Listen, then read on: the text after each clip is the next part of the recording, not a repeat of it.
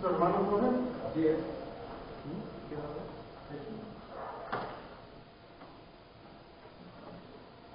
¿Qué pasó? ¿Todo listo? Prende la cámara nomás y listo. Estamos con una universidad. Vamos a darle el título.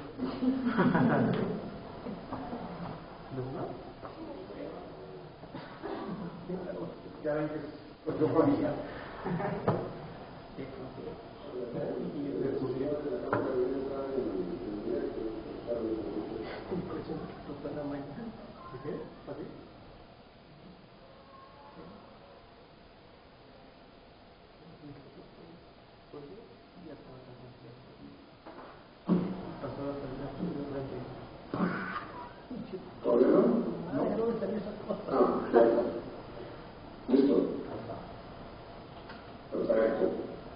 Adelante, déjame te presento brevemente, ya de alguna manera te conocen un poco, porque ya les he platicado de ti.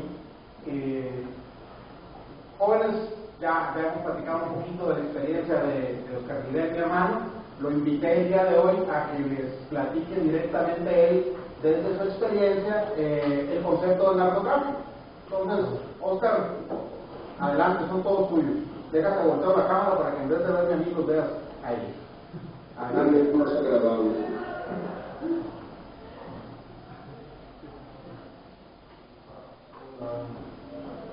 Adelante. Gracias. Hola, niñas, amarillas, verdes, chavos de hasta atrás. Yo no sé qué les parezca, pero yo creo que es más dinámico si les expongo brevemente nada más el tema y luego ustedes me preguntan lo que les dé su regalada gana.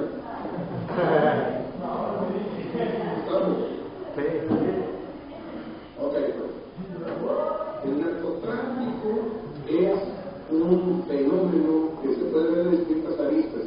Ustedes pueden elegir verlo desde el punto de vista criminal y entonces tendrían que definir si legalmente es viable, es bueno, es positivo, es correcto, y en caso de que decidan que no, las formas en que lo van a combatir.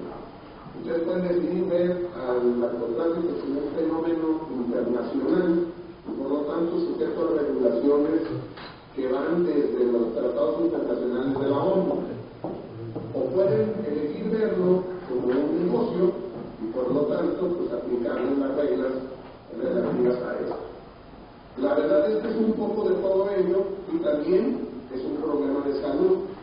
Tiene muchas dimensiones, tiene muchas aristas y esto es parte del problema y es parte también de las visiones distintas por las cuales se lo observa.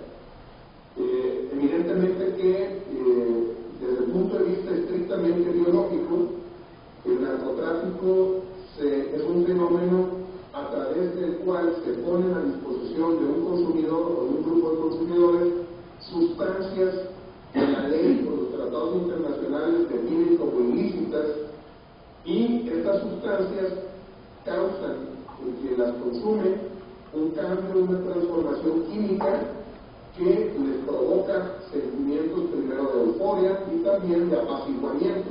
Entonces, por eso, antiguamente se les dividía las drogas en estupefacientes, que son las que te adormecían, o psicotrópicos, que son las que te aceleraban. Todas estas decisiones vienen a raíz de cambios en la cultura mundial, porque es importante que sepan que no siempre las drogas o todas las drogas han estado prohibidas.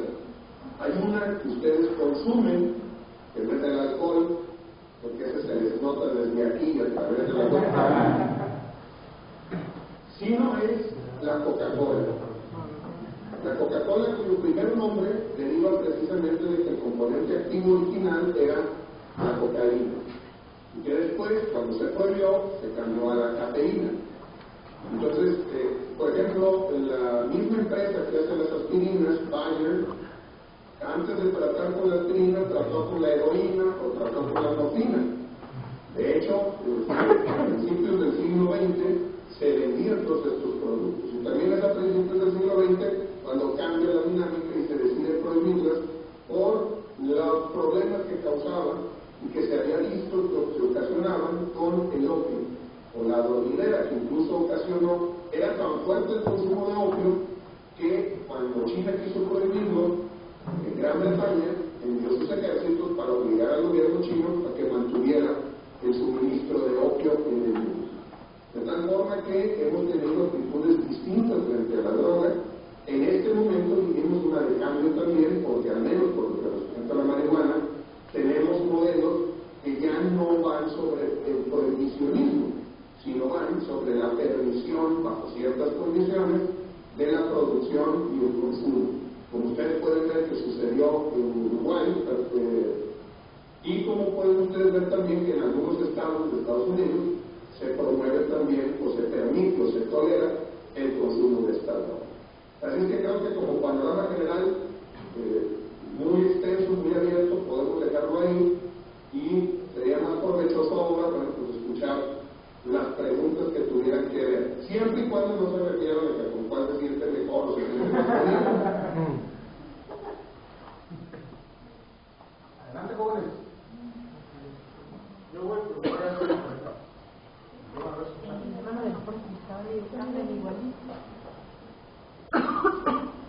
Hola.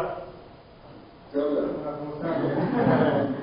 Yo tengo una duda con respecto a bueno, el tema de que todos hablan sobre la legalización. De qué pasa, todos lo transponen a lo que pasó con el consumo del alcohol en sus tiempos, que antes era ilegal y todos los problemas que se desprendía de la ilegalidad del alcohol, y cuando se legalizó ya se resolvieron algunos problemas que giraban en torno al tráfico del alcohol. En el caso de las drogas, si se pudiera legalizar, ¿cuál sería la diferencia? Porque como yo lo veo, si las drogas pudieran comercializarse libremente, habría más competencia y no habría tanto tráfico de armas y otras actividades ilícitas, ya que sería algo que todos podrían hacer, y los grupos criminales no estarían matando a toda la población para seguir con el control de sus territorios.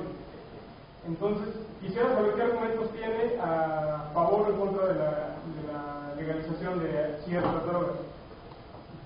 Con mucho gusto. Mira, aquí hay muchos aspectos que hay que tratar, pero el primero y más importante es el tema de salud. Desde el punto de vista de la salubridad, de hecho las drogas en México están definidas en la Ley General de Salud, y aunque no me la crean, es una ley que tiene la definición de la droga no mediante el recurso de la descripción del lenguaje, sino trae la fórmula química de lo que significa el tetrahidrocannabinol, por ejemplo, que es la sustancia activa de la marihuana. El problema es, o se refiere, no tanto a legalizar el consumo o no, porque tú, para empezar, siempre va a haber drogas absolutamente prohibidas y drogas preventivas. El antecedente que tú refieres del alcohol, el alcohol es una droga, es una sustancia que ingresa a tu cuerpo y modifica tu conducta. Y el consumo excesivo tiene problemas en la salud. De hecho, el alcoholismo es una causa de muerte que yo creo que está por encima del consumo de la marihuana, por ejemplo. Luego entonces hay drogas que se permiten y hay drogas que no se permiten. El problema es qué hacemos con los que tenemos fuera de los extremos, qué hacemos con los de medio. En el caso de la marihuana específicamente, ¿qué hacemos con ello? Hay países que han dicho vamos legalizándola, no para todos los propósitos, sino para propósitos médicos o para propósitos de investigación. Y hay otros países que han dicho no, permitámosla también para consumo recreativo, que es la expresión con la que se le conoce. O sea, te la traigan porque te gusta. Lo que significa también que debe de ser o debe regularse el comercio. Porque, ejemplo, en Uruguay hicieron, pero no lo va a vender cualquiera. Lo vamos a vender a través de ciertas farmacias que soliciten permiso y llenen los requisitos. Y se va a consumir en las cantidades que se decida a través de un control médico. Lo que significaría también que te tienes que registrar como consumidor para tener acceso a este tipo de drogas.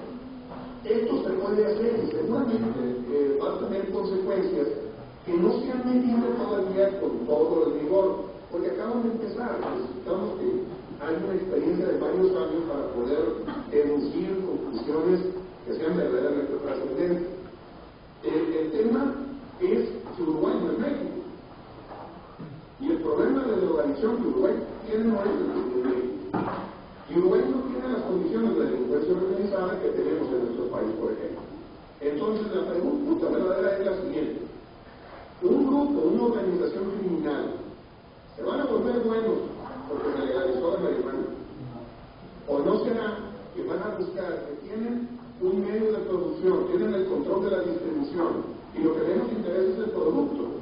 Porque ellos están acostumbrados a generar ganancias de determinado volumen. Y si no es por la marihuana, van a buscar otra sustancia o van a buscar otro tema con el cual traficar. Si no es droga, serán autos o serán personas. ¿O acaso creen que es una casualidad que hayamos visto un incremento en las extorsiones, que hayamos visto un incremento en los robos de vehículos o en la trata de personas? No, no. Tiene que ver todo esto con el margen de ganancias que una organización criminal quiere. Acuérdense de una cosa, el narcotráfico es negocio, antes que cualquier otra cosa. No es colocar, no es product placement, no es colocar un producto en un lugar específico de la manera más eficiente. No, es ganar dinero. ¿Cómo? A todo lugar. Decía Carlos Monsiváis que el narcotráfico es la expresión más cruda del capitalismo, porque es ganar dinero sin importar las consecuencias. Entonces el tema será precisamente, si no es marihuana, ¿con qué van a traficar estas gentes? A lo que me refiero es a que no porque legalicemos cierto tipo de drogas, estas personas van a abandonar voluntariamente su negocio y se van a dedicar a otra cosa. De repente van a cumplir lo que siempre declaran, que son agricultores, que son rancheros, que se dedican a otras cosas. Una gente buena.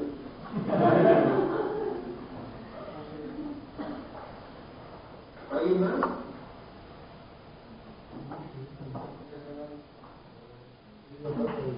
Además, por eso, adelante.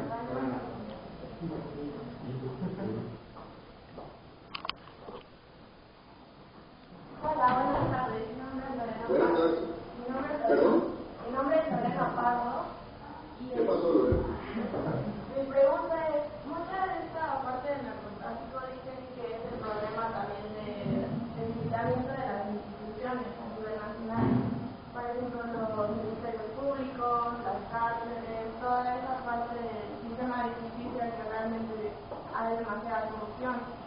Entonces, en un momento estuve leyendo que, por ejemplo, decía, ok, si hay muchísimos policías corruptos, ¿por qué no corren a esos policías? Pero parte de ese problema era que el gobierno tenía que indemnizar a esos policías y salía como demasiado caro. Entonces, ¿cómo puedes fortalecer cierta institución o cómo buscar cierta estabilidad si por dentro todo está corroído? Entonces yo estoy corriendo también porque no he trabajado más con esas instituciones.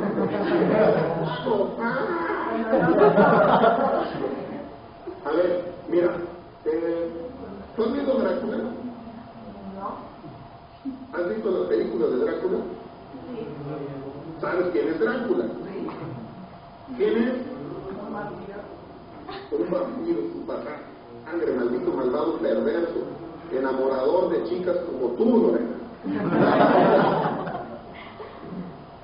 Pero Drácula también fue un personaje histórico.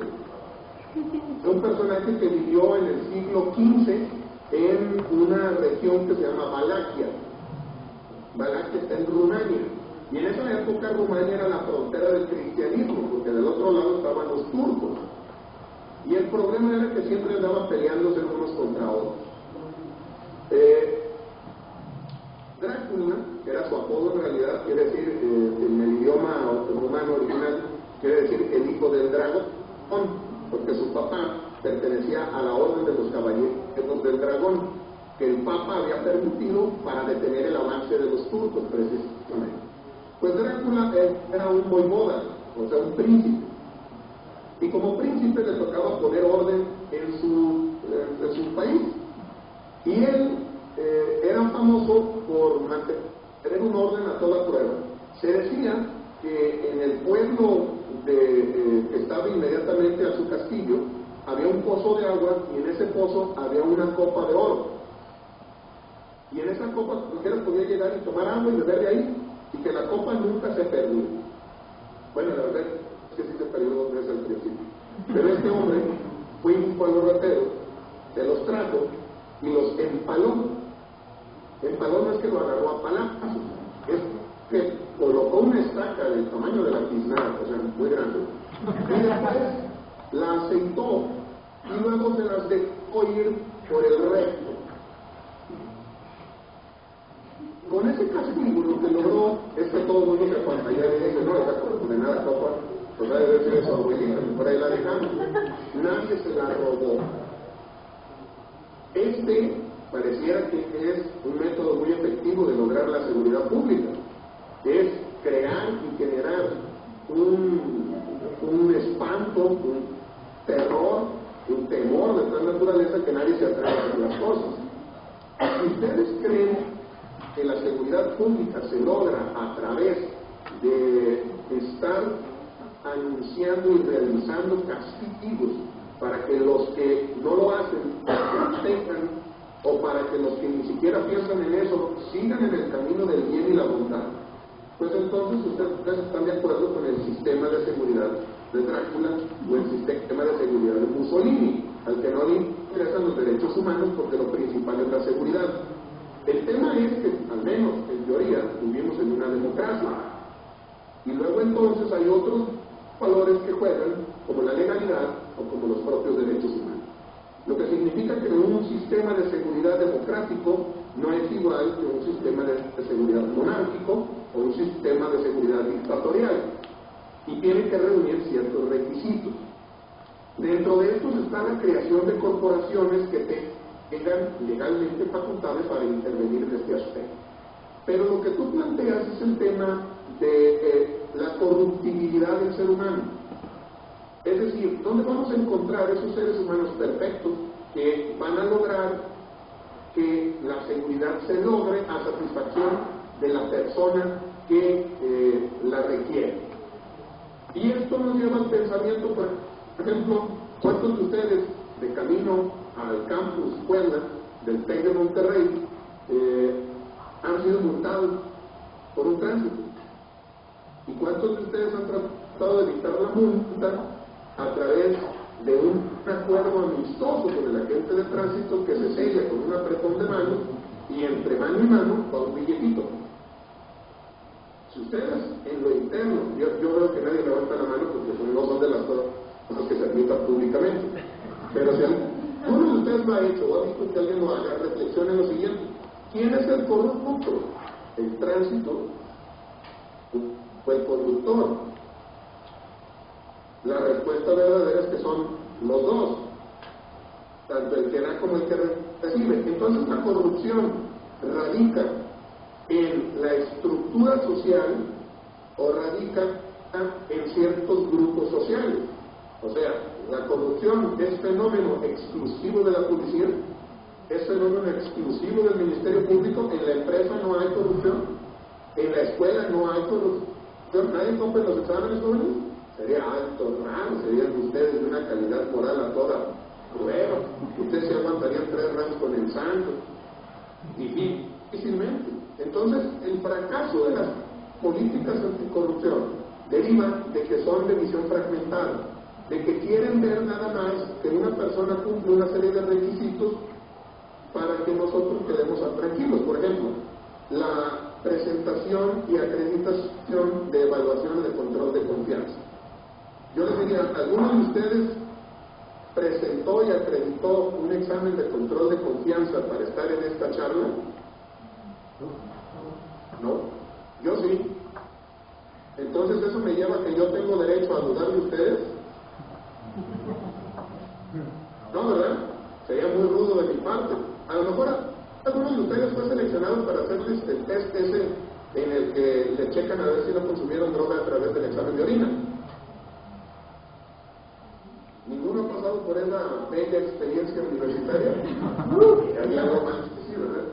Y espero que hayan aprobado el examen. O sea, hicieron pipí de la buena. Bueno, entonces el tema es más complicado, ¿sí? Porque significa que el tema de la corrupción tiene que ver con transparencia, derechos humanos, tiene que ver con rendición de cuentas y tiene que ver con el sistema cultural y el sistema político que engendra los controles y que engendra las políticas públicas que permiten que alguien no solamente se comporte de manera corrupta, sino que quede impune, que parece ser que es el centro del problema en esta naturaleza. Ahora bien, dicho esto, déjenme hacer dos reflexiones más. Uno, no ha existido en la historia de la humanidad un país que no tenga delitos. Y dos, no hay crimen organizado sin participación de servidores públicos. Ni en México, ni en Estados Unidos, ni en China, ni en Inglaterra, ni en Alemania. En cualquier país en el que ustedes escuchen hablar de narcotráfico, es porque lo más probable es que haya participación de algún tipo de autoridad. Y no estoy hablando de la estructura completa, sino de personas en específico que creen que eso es posible porque la esperanza de recompensa es más grande que el riesgo que se corre. No sé si le respondí. Sí, muchas gracias. De nada, Lorena. ¿Quién sigue? Next. ¿Qué pasa con la Janina? ¿Qué onda? Oye, León, pues desde el punto de vista, ¿por qué crees que... ¿cómo te llamas? Me llamo David Vallejo. David, ¿qué onda? Ahora sí ya. ¿Ya? Desde el punto de vista, ¿por qué incrementó el narcotráfico en México? ¿Por qué ahora es más intenso, vaya? Si estuviéramos en los juicios orales, te impugno la pregunta por sugestiva. Porque tú partes de la premisa de que se incrementó. Exacto.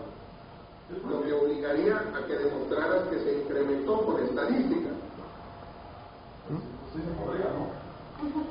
No lo sé. Acabo de decir al presidente de la República en su informe que las cosas van, mira. Bueno, Pero bueno, olvídate de eso.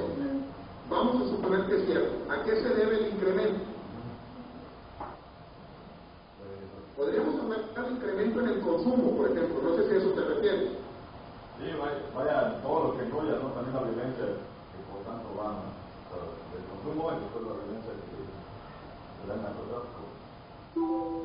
Bueno, mira, tú tocas un aspecto muy interesante de este tema, porque implícitamente lo que tú me estás diciendo, cuando hablas de la violencia, pareciera que el aspecto del narcotráfico que nos molesta es la violencia, la expresión violenta que va aparejada con ello.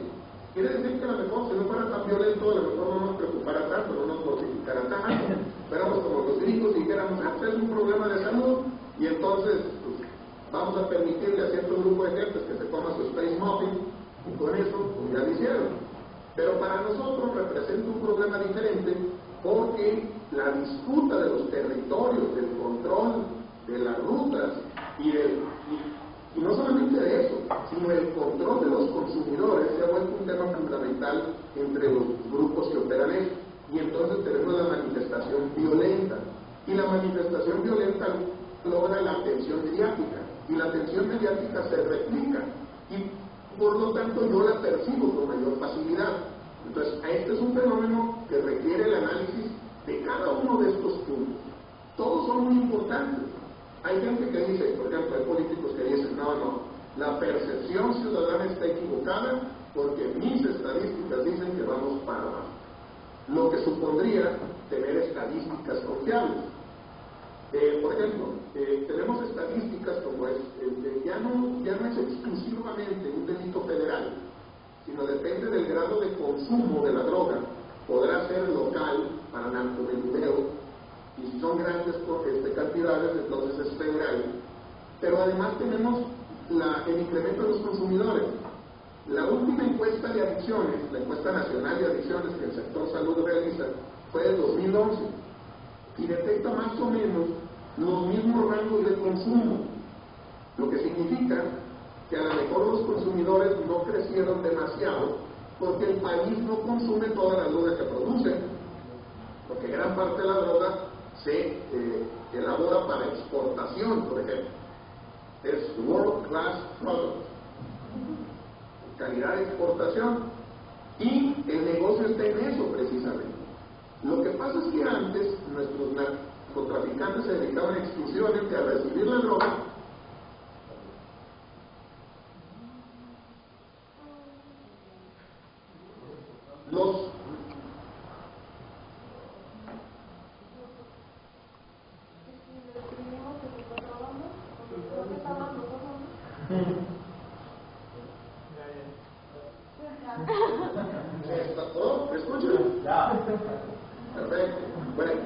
Le decía que cuando cierran la frontera los gringos, cuando aprietan la frontera, entonces los grupos criminales se ven obligados a buscar otras formas de distribución, porque ellos quieren seguir ganando lo mismo. Y entonces empezó a generarse el consumo interno, sobre todo a partir de los años 90. Pero todavía se da un cambio distinto, porque en ese entonces había una especie de pacto en el que el territorio de la República se había repartido entre los grupos criminales, y estos pues actuaban en cada lugar. Pero cuando empiezan el desmembramiento de los grupos, empieza a fragmentarse, pues cada grupo nuevo quiere seguir ganando grandes cantidades de dinero y aspira al territorio que controla en el frente. Y entonces es cuando empezamos a ver los problemas de violencia que nos han impactado en los últimos años. Entonces, es cierto que la manifestación violenta nos preocupa, pero también es cierto que necesitamos mayor información y necesitamos mayores datos para poder tener un panorama mucho más claro de qué ocurre. Una referencia importante es qué pasa a nivel internacional. Por ejemplo, la ONU produce año con año informes mundiales de drogas, donde por tipo de droga va analizando el problema y luego se va por tipo de región. Pero también hay otras visiones. Por cierto, el organismo de la ONU encargado de recopilar toda esta información es la ONUDD, Organización de las Naciones Unidas para la Droga y el Delito. Pero también está lo que se conoce como la JIFE, la Junta Internacional de Fiscalización de Estupefacientes. En todos estos se producen informes de los cuales tú puedes deducir cuál es el volumen del mercado, por llamarlo de alguna manera. Por ejemplo, el último informe dice que alrededor del 7% de la población mundial ha consumido alguna droga. El 7% de 2 billones de personas es un mundo de personas. Entonces, tus clientes potenciales son un montón. Entonces, es un negocio que tiene grandes expectativas. ¿En qué influye el crecimiento? Bueno, tiene que ver primero el acceso a la droga, tiene que ver el incremento de la producción y tiene que ver también la relajación de las reglas o de la aplicación de las reglas que permita el traslado de la droga entre uno y otro país. Pero también hay aspectos tecnológicos, ¿no?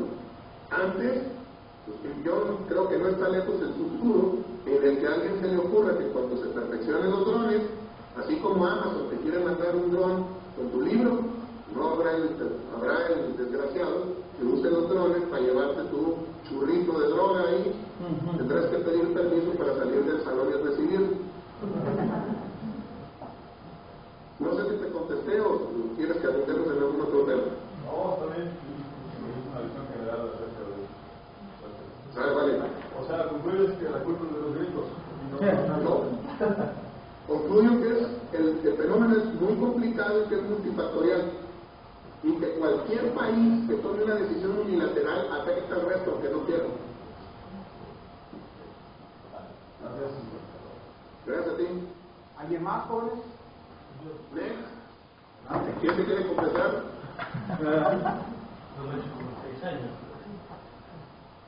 No creo que vaya a servir que te confíes, pero...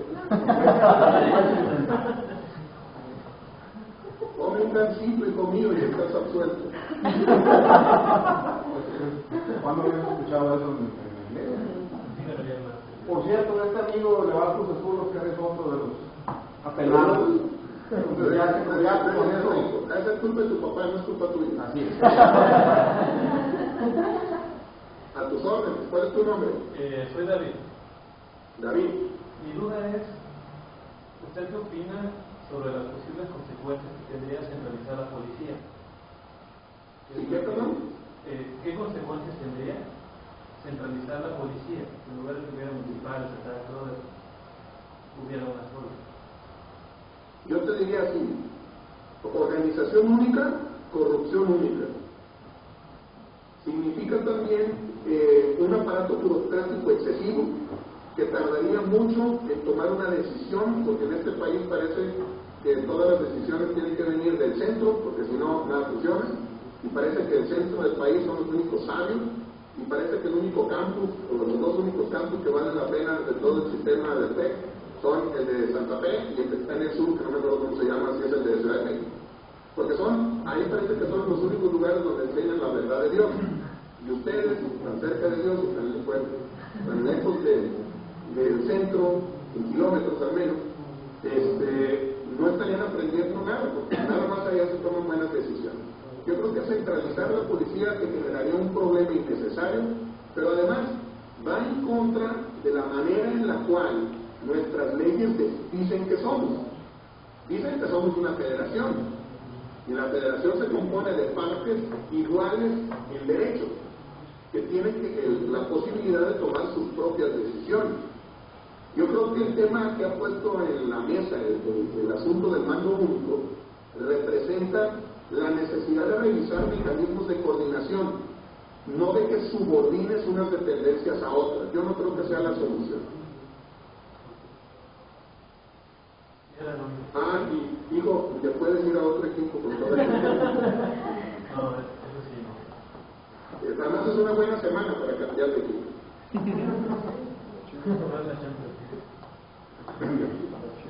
Muy bien. Gracias a ti, David. ¿Quién más? ¿Alguien más, jóvenes? ¿No? Bueno. Oscar, muchísimas gracias por acompañarnos. La idea era precisamente esta, que presentaras de alguna manera tu punto de vista para que los jóvenes puedan enriquecer los modelos que están desarrollando.